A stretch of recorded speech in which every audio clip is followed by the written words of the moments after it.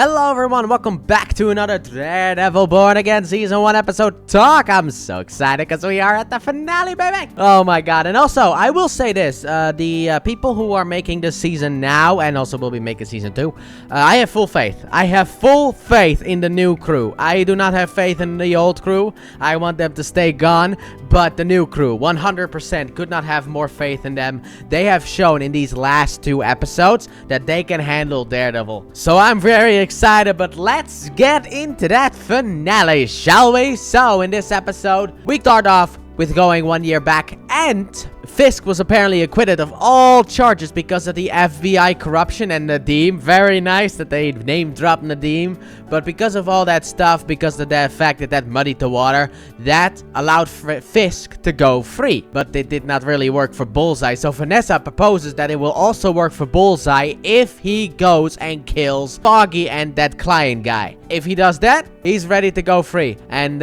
it seems like Bullseye is not really happy about it, but he hates Fisk, it seems, more than Vanessa. So he agrees to work for her in order to do the job that needs to be done. Meanwhile, back in present day, after taking that shot for Fisk, Matt is in the hospital, and he tells Heather, like, look, Fisk is evil, okay? And she's like, look, I'm gonna come back when you're feeling a little bit better, okay? Goodbye. Because she can't really handle that. And also, he tells Kirsten that, like, look, Foggy, he was onto something. He was onto something special. And that's why he died. He was murdered for something that he knew. Or, like, the case that he was doing. But she's also not fully on his side yet. But she's more on his side than Heather is. So, I will officially state it right now. I don't really like Heather.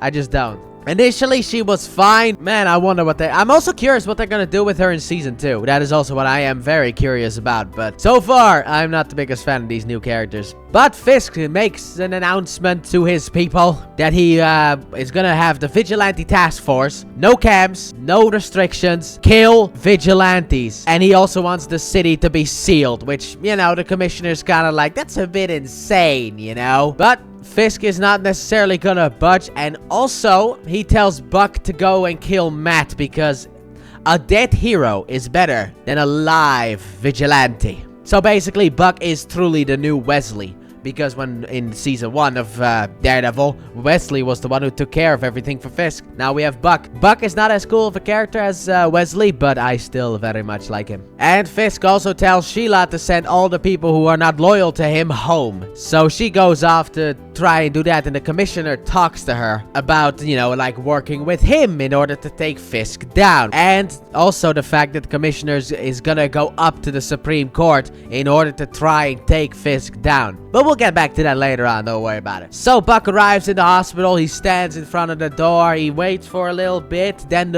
all of the power shuts off throughout the whole of New York, and he goes in, but Matt has escaped thanks to the blackout. So he goes home, and he just sits on his couch, he's just like, I did not expect to see you here. And when he said that, I was like, it's your boy, it's Punisher! God, I love Punisher.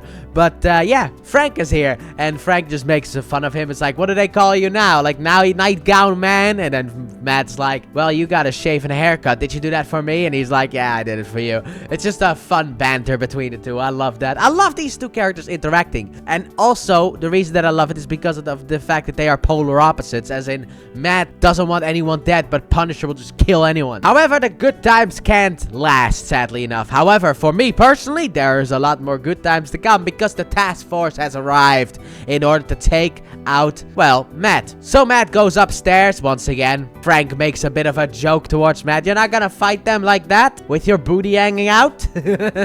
So Matt goes upstairs, gets into suit mode, and then the task force arrive inside of the building, but Matt's gone. But then Matt falls from the sky, and he starts fighting, and then Punisher just shoots a guy and also helps with the fight, but Punisher just kills everyone. He just puts someone down and just puts a couple of bullets in him, jumps over like the kitchen table and just takes people down. It is wonderful, it is bloody, it is gruesome, and I loved every second of it.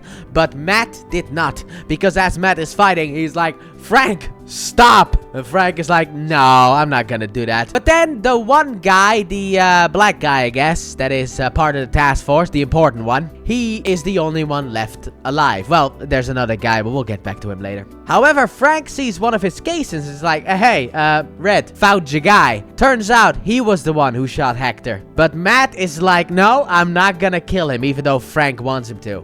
And Frank is ready to kill him, and Matt gets in front of it, and Frank is like, really? You're gonna get in front of a bullet again in order to save a bad guy? Which also earlier, Frank asked the question that we all asked ourselves, like, well, why did you jump in front of the bullet for Fisk? And Matt is like, yeah, why did I?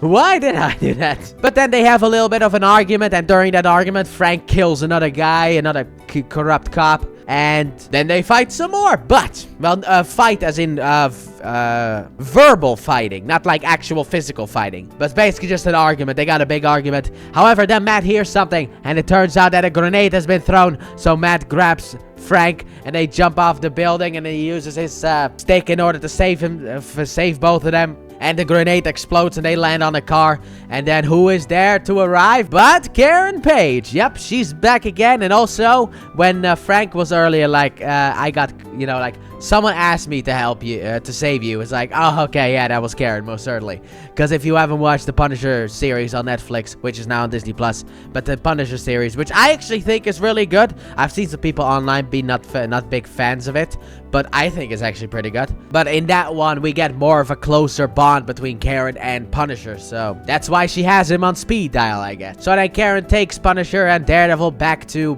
Punisher's hideout, and we have a little bit of talking, you know. Matt's immediately like, okay, so you called him, huh? It's like, well, yeah, I couldn't really call you about it because I know you don't like help, but yeah, I called Frank in order to help you. And Frank is like, anybody want some coffee? However, Matt then reveals to Karen that it turns out the whole Foggy death thing was actually targeted. So they need to go through the files. And Frank is like, I'm no Inspector Gadget. You guys go off. And also, I'm happy to help. In that sense, he basically tells Karen that it's like, yeah, I helped you. And also, please stay safe. Because he does care about Karen. Now, I've seen people equate this to potentially a relationship.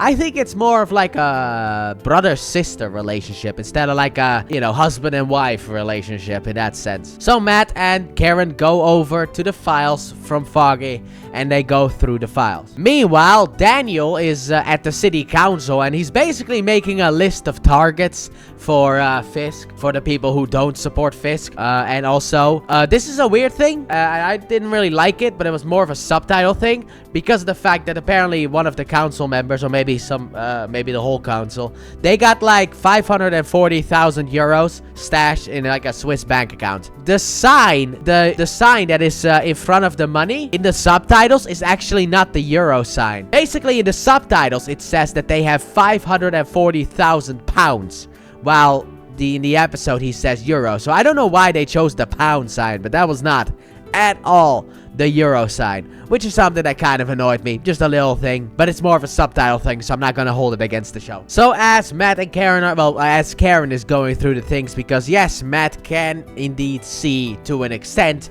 He can't read without Braille. He is still blind after all. But Matt talks about heartbeats between, you know, Frank towards Karen, Karen towards Matt, and they're both like, adrenaline, don't worry about it. But he finds a box, and it has like this thing which says avocados at law, and I was like, Foggy, my boy. And for anyone who does not know, in Spanish, abogados is lawyer. That is what that means in the Spanish language. But Foggy was drunk, so he said avocados at law. Because I think actually Foggy was the one who took Spanish because he liked the girl back in the day. At least that was like explained, like, I think season 1. Anyway, still some really good stuff. And Karen finds the box, so she goes through the files, but it turns out we have a big reveal, and that is the fact that apparently the Red Hook Pier is outside of the law. Literally, it is kind of like a place that for some reason is kind of outside of America. So all of the American laws do not apply there, which makes it also the perfect place to money launder and all that stuff. And Fisk is about to build basically an enterprise on Red Hook Pier. He's basically building himself a mini country in that sense on Red Hook Pier. And Foggy found out about it. However, he did not know to what extent. So when Foggy was gonna use it, it would have exposed everything. So that's why he was killed. Quote unquote killed. We never get the answer. whether Foggy's alive or not, but he's gonna be in season 2, so maybe it's gonna be flashbacks, I don't know. So they decide to head over to the Red Hook Pier, but that's not the only one, because Frank decides to go there after all, after also stealing a walkie-talkie from one of the corrupt cops earlier. Which, by the way, I've seen a lot of people say online, like, I love to see Frank kill cops. I don't, and Frank doesn't kill cops. These are corrupt cops. We need to make the distinction between the two. Not all cops are bad. There are bad cops. I'm not gonna say that there aren't, but not all of them are bad. Some cops just want to do the right thing. But you have the corrupt cops. And we all love seeing Frank go ahead and kill some corrupt cops. We do love to see that. But Frank goes over to the Red Hook Pier and he assassinates someone from behind. Which I thought was actually funny, because that's not something that I see. I see Frank kick down the door and just start shooting everyone. I don't really see Frank coming up behind someone and like assassinating them in that sense. But he kills someone, then goes inside and has a bit of a bloodbath, which he sadly enough loses because, you know, this is not your show. Alright? Look, if this was your show, you were gonna win this. But it's not your show. This is Daredevil. So, sadly enough, you have to lose. But he does put up a really good fight. He just kills a bunch of people and then gets caught. So after that, we have the fact that apparently Sheila went to Fisk with the recording of what the commissioner said. And yeah... Fisk isn't happy about that. So he takes the commissioner, which, by the way, apparently there's a guy who works for the task force who is black and bald named Luke. But, like, the commissioner gets in. We see this bald black guy, and he says, Luke, and I was like, oh, it's Luke Cage. But no, it wasn't. I saw his face in the mirror. I was like, it's not Luke Cage. Oh, why do you tease me? I like Luke Cage, okay? Why do you tease me? I want to see Luke Cage. But basically, this Luke fellow takes the commissioner to Fisk, and then Fisk, with his bare hands, crushes his skull. He puts his hands to his sides of his head and just like starts crushing it.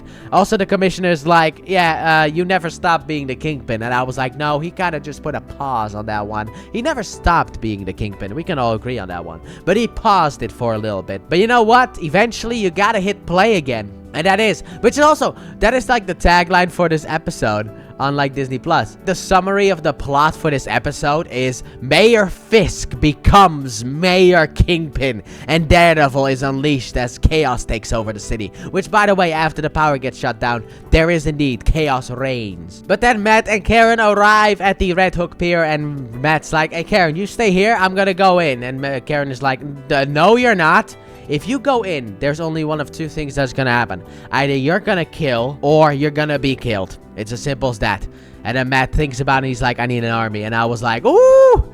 Now, about that, in Season 2 of Daredevil Born Again, Daredevil's gonna wear a black suit with a little bit of red on it. By the way, I love that, the design of that suit. Can't wait to see it. But, apparently in the comic books, when Matt wore that suit, he was kind of the leader of the Hand. So, but that's not gonna happen. I don't want that to happen. Please let this be a new version of the Defenders, basically. Matt forming a team of different characters, which, by the way, there's one thing I'm upset about, and that is Spider-Man. I love Spider-Man, and I really want Spider-Man in Daredevil Born Again to be part of Daredevil's team. But apparently Spider-Man is not allowed to be part of Daredevil's team because Spider-Man is not allowed to be in the Marvel Disney Plus shows. At all. Like, he is not... Live action Spider-Man is not allowed to be on TV, according to the deal with Sony, which makes me so upset, and I really want Sony to just lose the rights to Spider-Man and give them back to Marvel. Especially after the last couple of years, now Marvel has figured out that they can't make garbage anymore, and that could only hope... And we can kind of hope for brighter days ahead of us. I hope, anyway. Starting with the next saga, we can have, like, better stuff, better quality content. Because they're not impervious to, you know, failure. So Matt and Karen decide to leave, which is also a thing that I have an issue with about this. I'll talk about that later. Don't you worry about that. Not the fact that Matt leaves, but it's more like the way that the season ends. But anyway, afterwards, the next day, Fisk tells Heather that she becomes the Commissioner of Mental Health under his administration, I guess. And also, he has declared on television that vigilantes are officially illegal and martial law, at least in the city of New York. And martial law will be enacted. And he has a bunch of people in cages and one of them is Swordsman. The other one is Frank Castle, but we have Swordsman in a cage as well. So he's gonna be returning in the next season of Daredevil Born Again, and Frank is also in a cage. So then, I guess the people who are with Daredevil, they gather at Josie's, and I guess they're ready to take the fight to Fisk. And then to end this episode, we have Frank, who meets a guy named Anthony. He has a little conversation with him, and then he wants to shake his hand. He shakes his hand, pulls his hand in, and breaks his arm. And I guess we could all assume that he just escaped after that. So maybe Frank is not going to be in Daredevil Born Again Season 2, which would be sad. And overall, this episode was great. I very much liked it. But overall, I like this episode a lot. I have full faith in the new crew to give us a fantastic second season of Daredevil Born Again, or second half of Season 1, which that was kind of the problem that I had with this episode, which is this episode is kind of like affirming that just like Loki, this is one season. I don't want to hear anything about Season 1 and Season 2. Season 1 and Season 2 are one season cut into two pieces instead of giving us the full one season, but masking it behind one season, which I kind of am upset about, because after Season 2 comes out, I most certainly would also like to see a Season 3 of Daredevil Born Again, and I want Daredevil Born Again to just never end, but that's just me. And Charlie Cox also doesn't want it to end. I saw an interview with him saying that he wants like to continue to be Daredevil, and even because like in the comics there was like an old man Daredevil storyline. He wants to do that storyline maybe one day as well. But overall, this episode was great. I saw some people talk about the gore and being like, oh, but the gore is too much, and I'm like, really? There wasn't really a lot of gore in this episode. I mean, yes, Fisk crushing the dude's skull, but it could have been worse. It felt a bit weird to me, where it's like, really, this is what people call gore? Whatever. Anyway, but yeah, Fisk crushing the skull, Frank Castle doing his work, which also, by the way, I could see people be upset about this episode because Daredevil doesn't really get him a lot to do in this episode, in the whole fighting thing, but Frank takes care of that. Don't you worry about it. The action scenes belong to Frank, which also gives me faith in the or the Punisher special presentation, which I really just wish was a series, but apparently we're gonna get a special presentation. Who knows when that's coming out, by the way? Like, we have no information on that. Sadly enough, we do not. But I cannot wait to see the special presentation based on Frank Castle. But my guess is we're gonna be getting that one at the end of next year. I've seen some people say that it's like it's gonna be a follow-up on the post-credit scene for this season, which I think is the stupidest thing you could do, because I feel like Frank could have his own storyline after Daredevil Born Again Season 2, and we shouldn't slot something in between. I don't need to see a 50-minute thing of Frank Castle escaping from like the corrupt cops and still not taking them down, because that is the whole plot of Daredevil Born Again Season 2. I want to see Frank just go to town on like cartels and stuff like that. But overall, I very much enjoyed this episode. Man, this season was a bit of a ride, but I will talk about that tomorrow actually, because I'm done right now with this episode. But yeah, tomorrow I'm gonna be talking about that in a way, because tomorrow is not gonna be the regular MCU content. It's actually gonna be the review and spoiler talk of this show. Now, the spoiler talk is basically gonna be the stuff that I did in these past couple of videos, all edited together into one big spoiler talk, and I'm gonna give my thoughts, my spoiler thoughts of the overall season at the end of that one. So stay tuned for that one. But I am a big fan of this season. It is not the best, but we'll talk about that more. But this episode, like I said, has given me faith. I'm in to see what they're gonna do in the next season with Heather as well, with her becoming the commissioner of mental health, because like she gets appointed to that by Fisk. So no matter what, if Fisk goes down, I feel like she goes down with him as well. And like I said, I love the interaction between Matt and Frank. But I'm gonna call it here. So thank you all so very much for watching, and I hope you guys have enjoyed that. And if you did, please like button, subscribe if you're not sorry, turn on notifications, and don't forget to check out my Let's Play channel, link in the description and at the end of the video. And I'll see you guys tomorrow, maybe for the review and spoiler talk of Daredevil Born Again. And I will also be seeing you guys next year, probably, for the episode talks of Daredevil Born Again Season 2, and this summer for the Ironheart episode talks, because I've decided to do it like this. It makes making these videos a lot easier for me. So I'm just gonna do that, do episode talks for Ironheart and Wonder Man, and then we'll get to Daredevil Born Again Season 2. And which I am very excited about, and I can't wait for, but I have to wait for it for another year or more. So I'll see you then. Bye!